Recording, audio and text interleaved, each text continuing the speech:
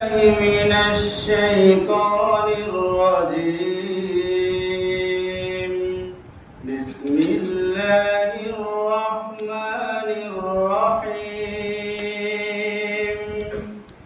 إن الأبرار لفي نعيم وإن الفجار لفي جحيم يصلونها يوم الدين وما هم عنها بغائبين.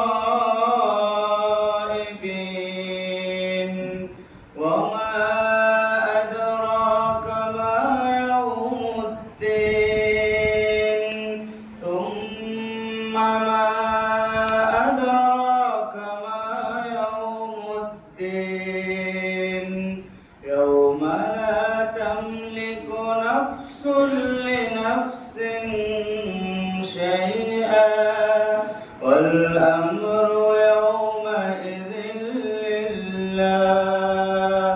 صدق الله العلي العظيم. তেলাওয়াতকৃত সূরা ইনফিতারের 13 নং আয়াত থেকে 19 নং আয়াত পর্যন্ত মহান আল্লাহ তাআলা বলেন, নিঃসন্দেহে নেক লোকেরা সেদিন আল্লাহর অসীম নিয়ামতে থাকবে এবং পাপিষ্ঠগণ অবশ্যই জাহান্নামে থাকবে।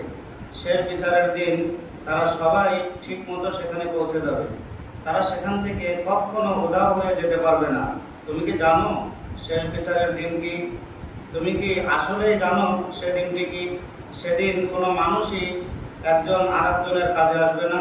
সেদিন ফয়সালার চূড়ান্ত ক্ষমতা থাকবে আল্লাহ তাআলার হাতে। আসসালামু আলাইকুম।